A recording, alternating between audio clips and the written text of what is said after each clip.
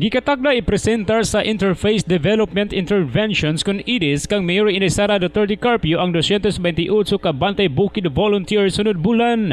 Sumala ni IDIS Executive Director Chinky Golye nga gikompleto na lamang ang mga uniforme alang sa mga Bantay Bukid aron presentable sila matubang sa Mayor sunod bulan. Sigon ni Golye nga ipailawom sa final training o briefing ang mga Bantay Bukid diin personal usab mo paabot og pagpasalamat ang Mayor tungod sa ilang pag-volunteer sa pagbantay sa watershed. Kumentag watersheds na atay kalasangan, mga prohibited acts ng watershed code, no, katong paglabay og basura bisag asa, pagtanom, pag-monitor sa katubigan ug uban pa nang itataghang volunteers kay kung sa government agencies kanang kulang mapud kayo ang tao, no, na mag-monitor sa atong watersheds.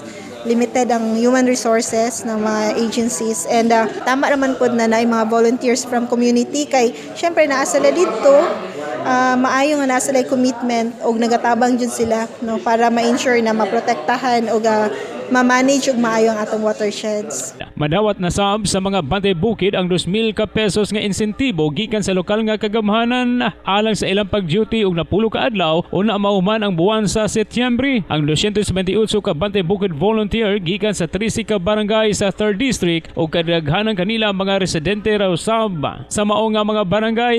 Diin ipangkatag sila sa Tamugan ug Lipadas watershed. Kini ang inyong radyoman sa Davao City Hall kasamang Joel Viray, Tatak RMN. Tatak RMN.